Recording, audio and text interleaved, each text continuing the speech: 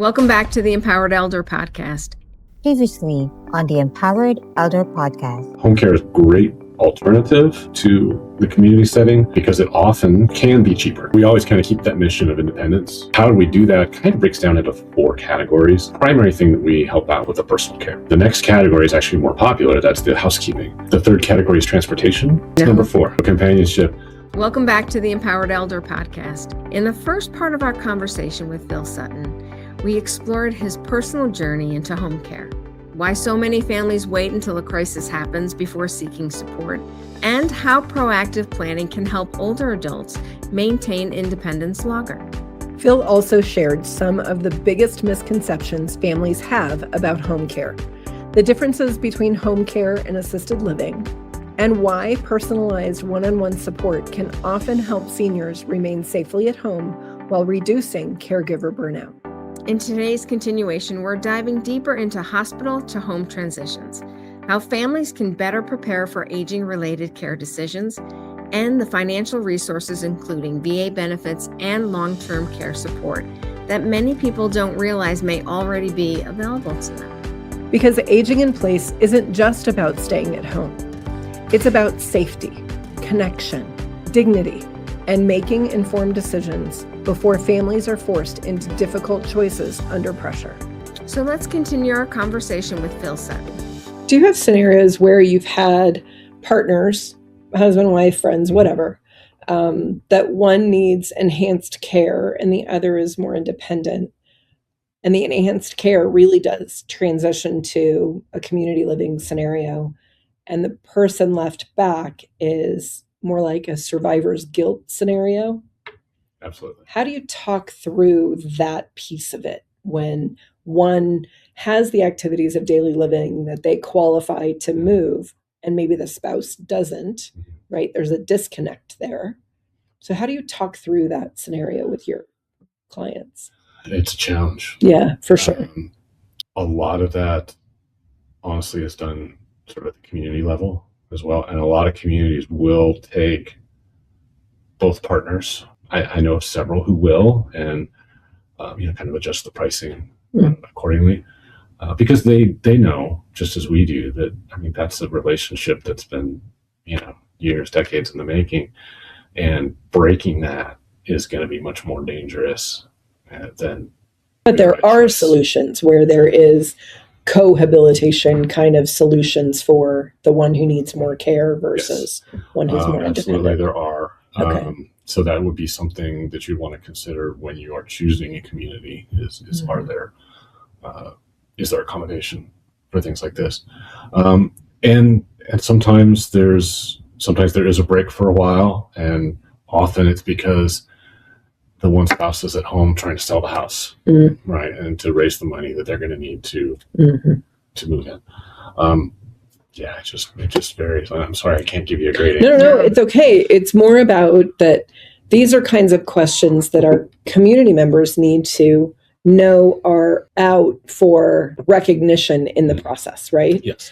Because if you don't know that that's a possibility, right, you don't know to ask the question. Right. And I encourage always everyone ask somebody in the industry. Because again, if I don't know them, probably know someone who does. But yeah, the worst somebody can say is no. And often that will lead to more conversations that can have surprising outcomes. Like maybe there are communities who do this, or, I've had clients where one is in an independent side of the building and the other's on the assisted side, and they take turns coming to each other's side for lunch or activities, things like that. That's nice. So that's another possibility. And just asking the questions.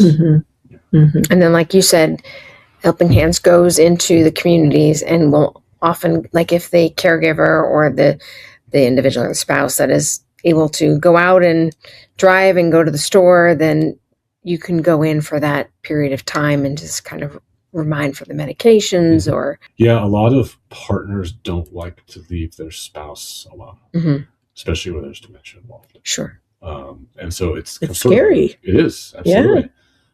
So bringing us in there is kind of a combination of, what we call respite, which is giving the primary caregiver a break, and safety. being able to help with things like ADLs or Mhm. even just companionship. Sometimes even if we've been married 50 years, maybe it's nice to have a chat with somebody else who's Sure. not your spouse. How can the right support actually support staying independent longer? There's a lot of research out there about this specific thing, especially when it comes to staying out of the hospital, which is, one of our highest priorities for our clients.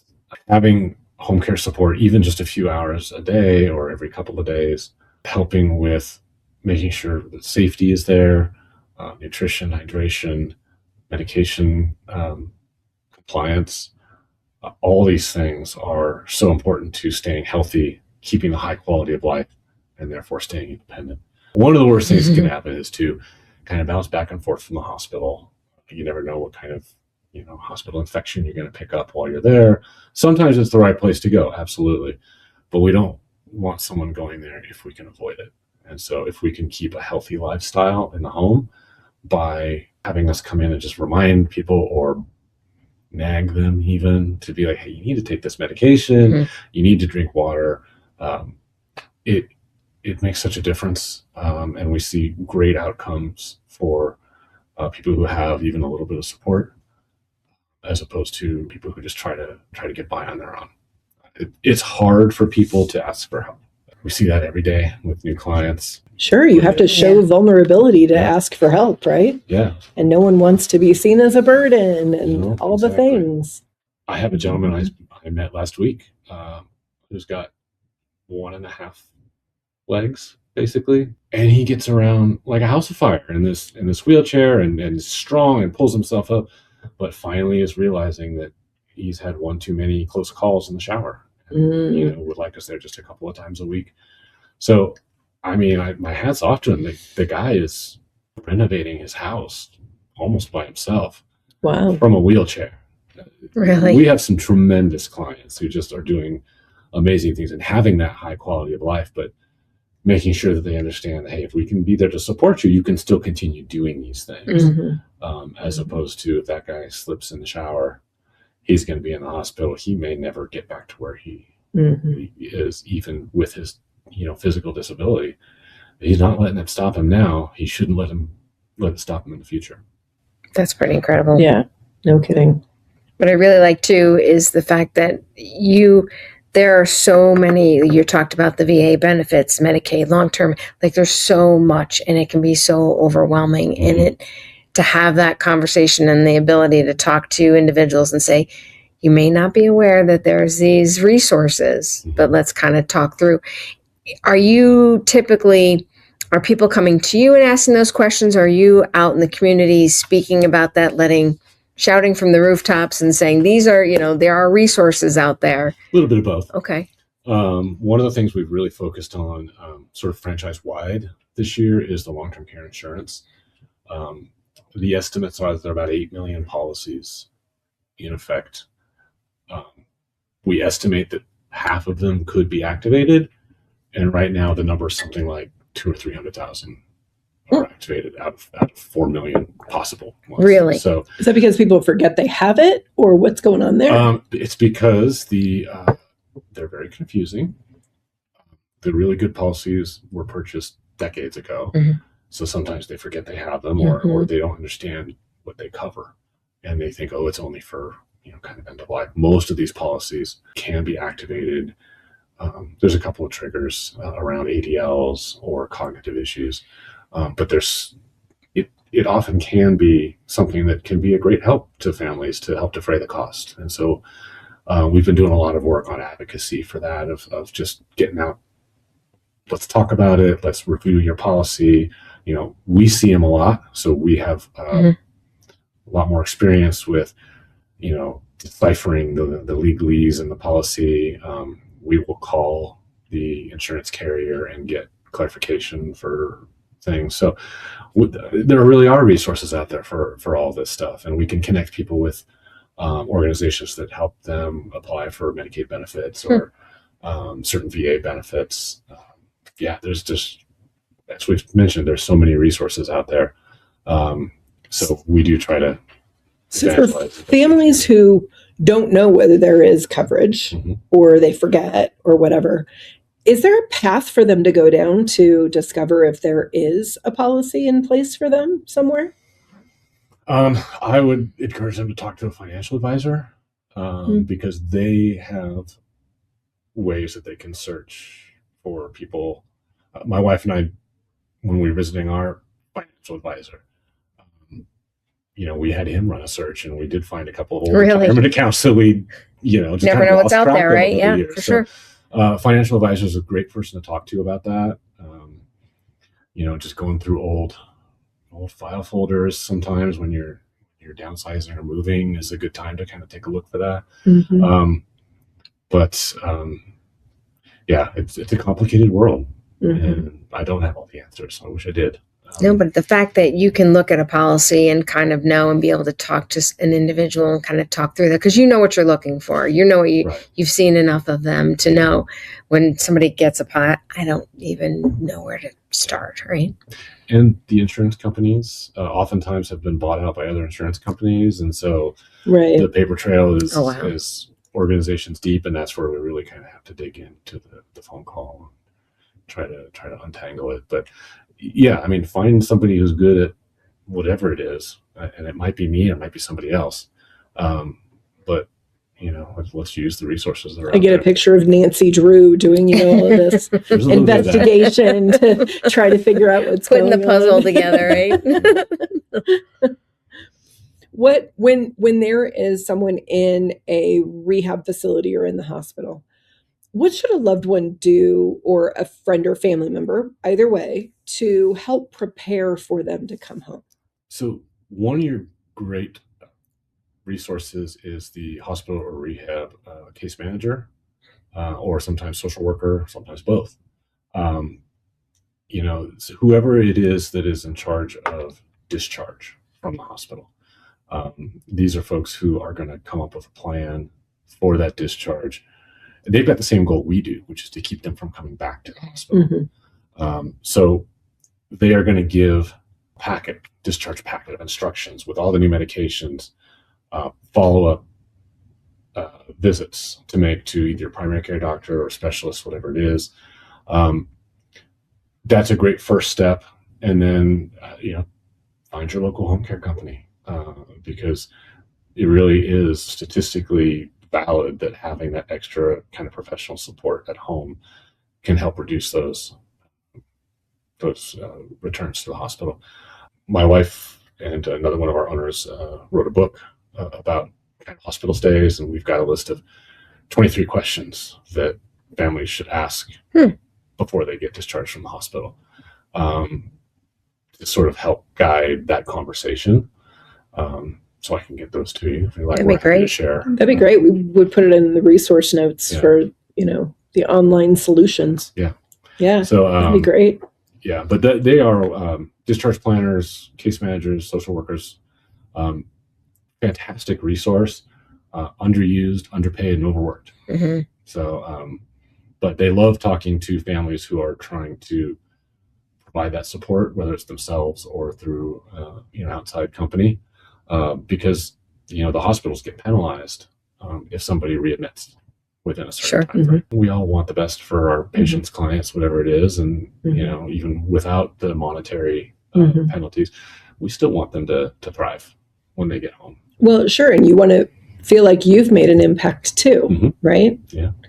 And I would think, because you have such a calming way about you, that I would think that families would respond very well to your counseling and support through that, because you don't have that nervous energy that some do, right? And the family is already frantic and frenetic through the process, that I think that balancing act probably comes across super helpful, even enhanced to the services you provide. I appreciate that. Yeah, I mean, you want to work with someone that you feel comfortable with. And so, on my part, when I'm recommending somebody like a placement agent or something, I try to give everyone 3 choices. Find somebody who you really mesh with and work that way. And the same way with home care companies. Like if maybe I can't staff a case, then I'm going to hand you off to somebody I think who could be a good resource for you. I often say that none of us in the senior industry are buying yachts. And we're in Colorado, so there's really nowhere to park them. Why we're in the space we're in. But we're all in it for usually That's a very right. personal reason, and we want the best for our clients, even if it's not with us. Mm-hmm.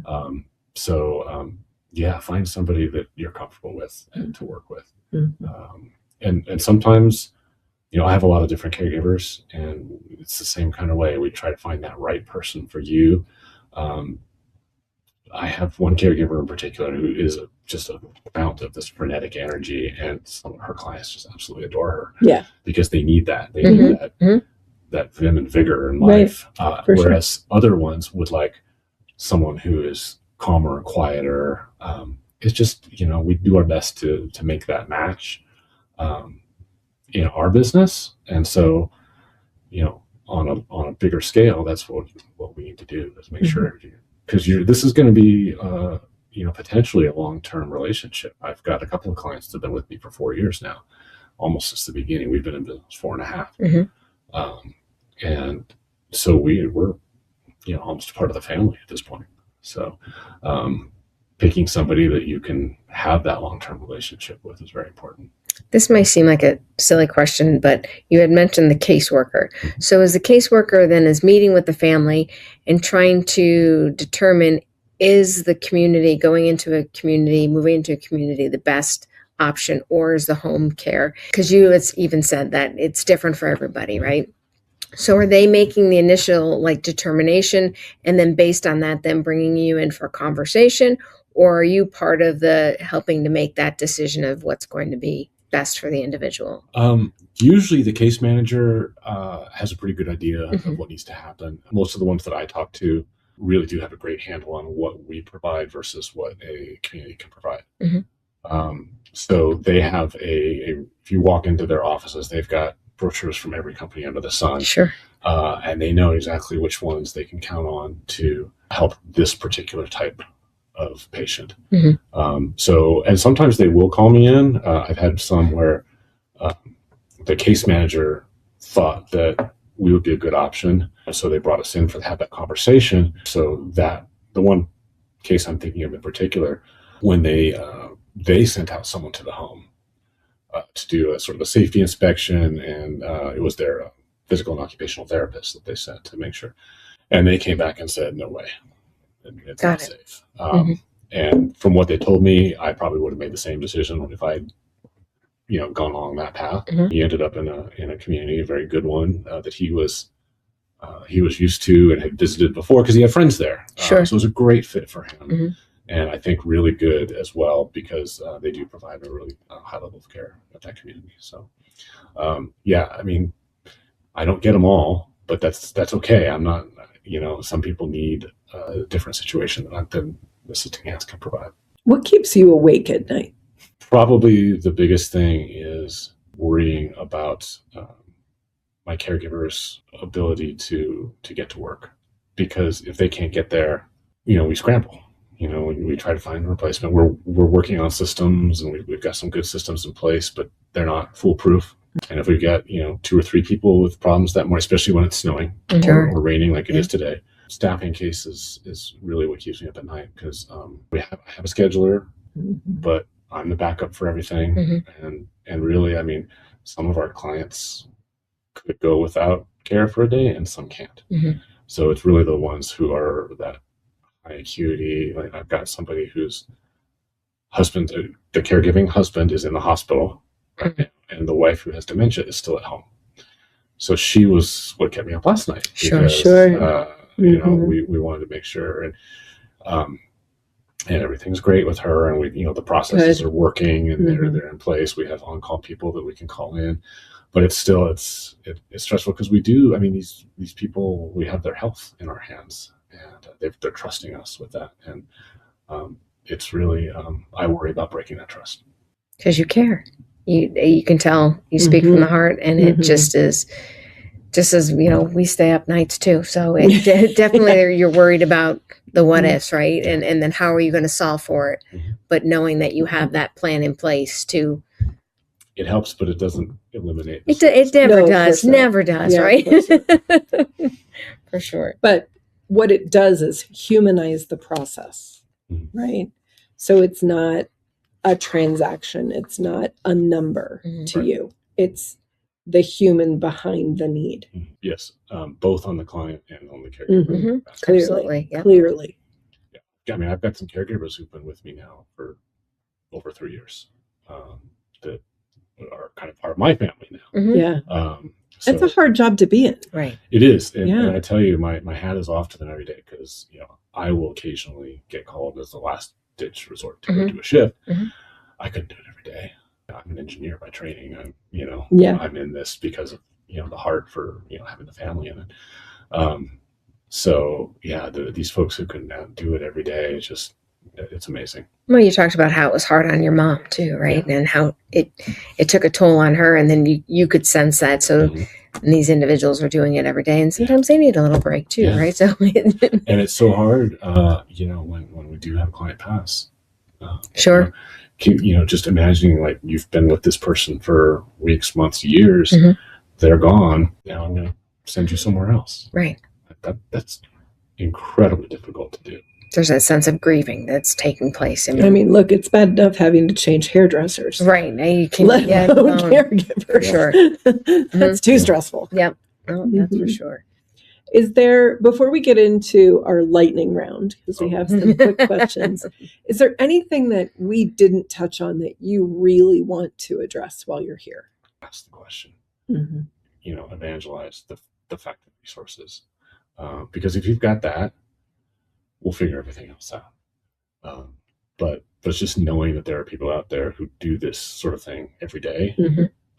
I think hopefully for your listeners will be a relief and can spark a conversation. That's the best Yeah, part, right? that's good. Spark a conversation. Absolutely. Yep. That's a lot. A lot. All right, lightning round time. He's like, I need some water. Have to hydrate. First thing that comes to mind can be a word, can be a sentence, anything. Okay. No right or wrong answer, so it's all good. One thing families should do before a health crisis happens. Paperwork, Hmm. power of attorney, will, living will, trust, whatever it is. Get it done today. That's I gotta go. That is A resource or benefit more seniors qualify for than they realize. Medicaid, One quality every great caregiver should have. big heart. I always tell my caregivers, all I care that you have is a big heart and a strong work ethic. I can teach you everything else. What does independence mean to you when it comes to aging?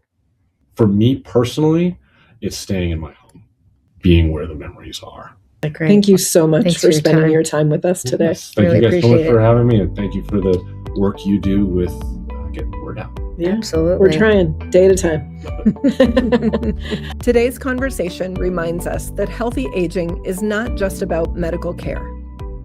It's about planning, support, education, and helping older adults maintain independence and dignity for as long as possible. Phil Sutton shared something incredibly important today. Families have more options than they often realize. But the earlier those conversations happen, the more choices, flexibility, and peace of mind families are able to preserve. We also heard how personalized home care can help reduce caregiver burnout, improve safety after hospitalizations, and allow older adults to remain connected to the homes and communities they love. Phil, thank you for the work you're doing with Assisting Hands Broomfield to support seniors, caregivers, and families navigating some of life's most challenging transitions. Your advocacy and education are helping families feel more informed, prepared, and empowered before a crisis occurs. And if today's conversation resonated with you, we encourage you to check the show notes for resources, information about Phil's work, and ways to connect with Assisting Hands Broomfield. We're your hosts, Nicole Robilotto and Tasha Beckman, and this is the Empowered Elder Podcast, where we talk about home, heart, and the next chapter of life.